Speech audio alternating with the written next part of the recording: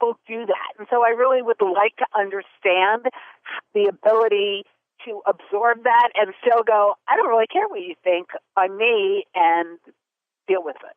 I'm going to steal a question from Tim Ferriss, and he asked if you have a, if you have a billboard, open billboard for you, what kind of sign, what a message would you put on the billboard for the people to read? If you believe, it's my motto, if you believe and if you persist, all things are possible.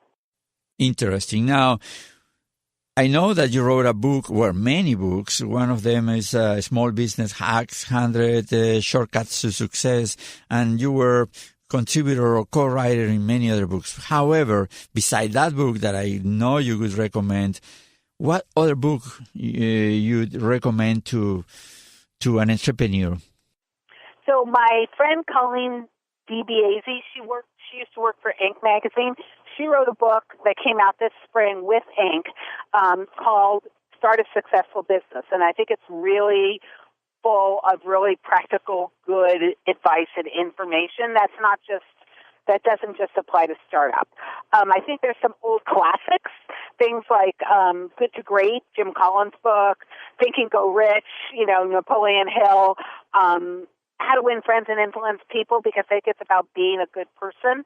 But I really think that you have to mix your reading, your business reading, with fiction reading. I think there's a lot of lessons to be learned from fiction. One of my favorite all-time books, To Kill a Mockingbird. There's so many business and life lessons in that book about fighting for what you believe in, even though, everybody around you is saying that's wrong. It's sticking to your principles. It's living by the golden rule, which I think is something all businesses should do. Do unto others as you would want others to do unto you. I think there's a lot of lessons in that book. And even more recently, so I'm dating myself by saying that, the teenage trilogy, the Hunger Games books, I learned a lot from those books. Even though I was a grown-up, one of my friend's kids said, "Oh, you should read this book so we can talk about it." So I'm like, it's a kid's book. Why am I going to do that? Just because I want to talk to you about it. So I did. I read all three, and they're, again, about believing in the greater good, in doing something that's bigger than what you are, the sacrifices you sometimes have to make for that. I think you can find a lot of inspiration and motivation in fiction as well. And then a little hint for people, sometimes if you're feeling down or you need inspiration, I have an old copy of Bartlett's Quotations, but there are smaller quotation books. Just get one of those quotation books out and just start reading random quotations. They can be so inspiring, just sort of like, yeah, that makes sense. It can sort of lift you up. Or just there's a book, I know it's not in print anymore, but there was a book I read a long time ago that talked about like all the rejections that people have gotten over the years. Like somebody told Lucille Ball, you're not pretty enough, you'll never make it in Hollywood. Or they told Babe Ruth, don't give up pitching, you're not good enough to be a hitter. Things like that are inspiring to me too, because it's, again, people believing in themselves enough to say, I don't care what you say, I'm gonna follow my path. Do you think that reading philosophy is kind of helpful in an entrepreneur life? I do, because I think it makes you look at things. Anything that opens your mind, we're all born with certain prejudices. And I don't mean, I'm not talking about racism or sexism, but we're all, because it's how we're raised. I don't think we're born with them, but we acquire them by how we grow up and where we grow up and what we learn from our friends and what we hear from our family. And I think when you read philosophy or you read things that maybe don't agree with your point of view, it allows you to open your mind a little to just at least entertain other worlds, other possibilities, other paths to do things. And I think that for every entrepreneur, you have to be able to examine, kind of a 360-degree view of what it is that you're doing, and not just at startup. This is a big mistake, I think, that a lot of business owners make. They're very maybe open when they're in the startup stage, and then once they're up and running, they kind of get locked in. And you can't do that anymore. That might have worked 50, 60 years ago. But everything changes so fast today, whether it's technology, demographics in this country. Demographics are changing rapidly. Consumer groups, who has the power, meaning the spending power. Right now it's millennials. I mean, up to 3 years ago, people were laughing at millennials. Oh, they're entitled, they're brats, they're the nation's wage earners today. They're the workers. They're the parents. These are the people who are spending money. You want to find a group to target who are going to spend money? Go find millennials. So I think you have to be willing to entertain other ideas that you might be rabidly opposed to because there's truth in what they are. And maybe this is my last question, but I want to ask you something that came to my mind while you were talking so wisely about all of this, and is the correlation between being a decent human being and a good entrepreneur, morally, ethically well-formed human being and an entrepreneur. Can you be a mean person, bad human being, and also be successful in business? And do you see something happening at the end of that road?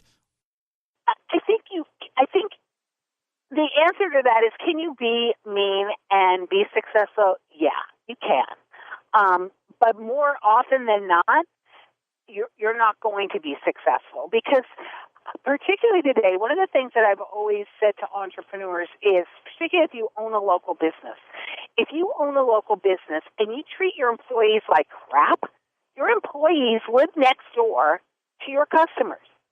So your customers are going to hear that you are a bad person, that you're not nice, that you are greedy, that you're whatever, and they're going to stop doing business with you, particularly today. And this is what I said about being aware of consumer behaviors.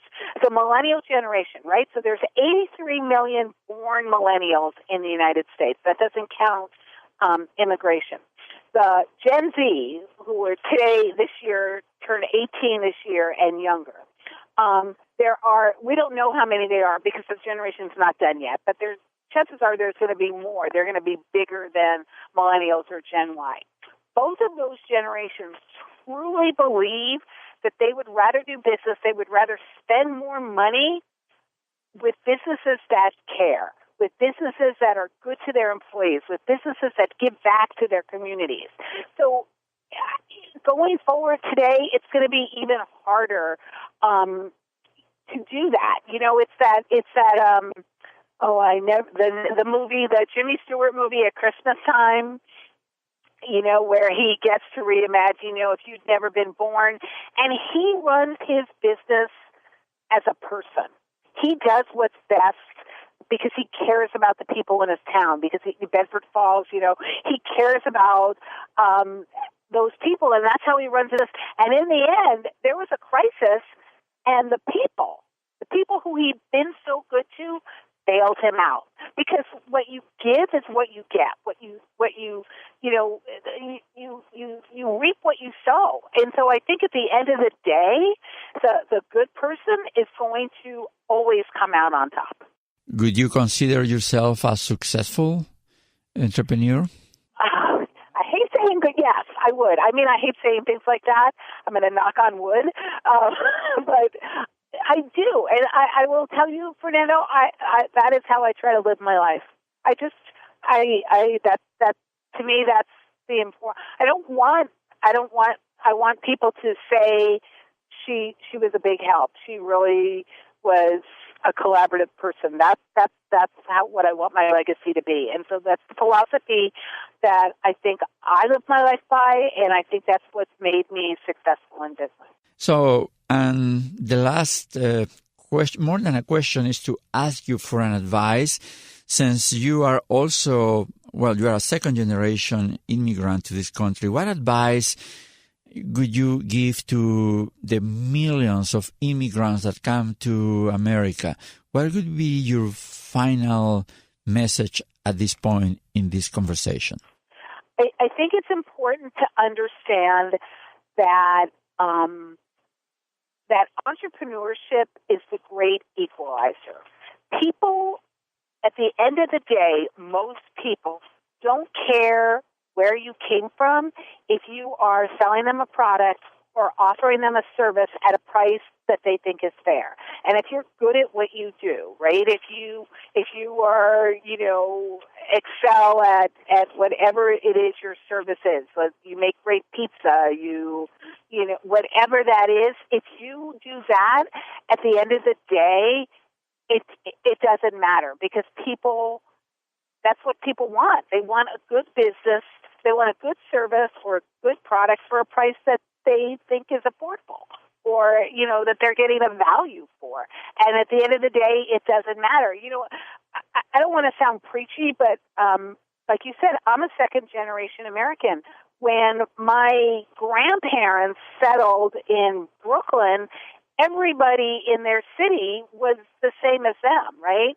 It was, back in the 20s and 30s, and, they lived, in the community in Brooklyn that my grandfather had his businesses in. At that time, everybody there was also, a Jewish American. And as time went on, that neighborhood became a very black neighborhood. But his store stood through. My uncle operated that store through the 1990s because, and people. The customers kept going there and actually saved his store one night from riots because they said, these people are good to us. And so that's the key. Just be a good citizen, a good public citizen, and you'll be able to find customers. Rieva, what a pleasure talking to you. Really, to me, it's been inspiring. It was a whole lesson, and again proves the kind of a human being that you are, so knowledgeable, so ready to serve, to help, so open to share your experience, your knowledge. I do appreciate that, and thank you so much for spending this time with us. Thank you so much, Fernando. I had a wonderful time talking to you. Thank you. Rieva is the author of a book called Small Business Hacks. Check it out. It's very good. Also, if you want to know more about Rieva, check out smallbusinessdaily.com. Thanks so much for listening to our show this week.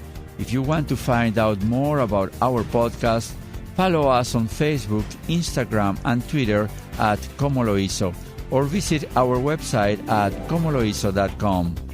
Please subscribe to our show on Apple Podcasts or anywhere you listen to your podcast. If you want to reach out to comment or suggest a topic, please email hello@comolohizo.com. This show was produced at the iHeart Studios in Los Angeles. I'd like to thank our producers, Fernando Alejandro Schiantarelli and Amelia Machiavello, our sound engineer, Martin Garcia, and Annie Siderovich, our general producer. ComoLoHizo is a co-production from Premier Radio Network and Crece Grow Media. I am Fernando Schiantarelli. Thanks again for listening.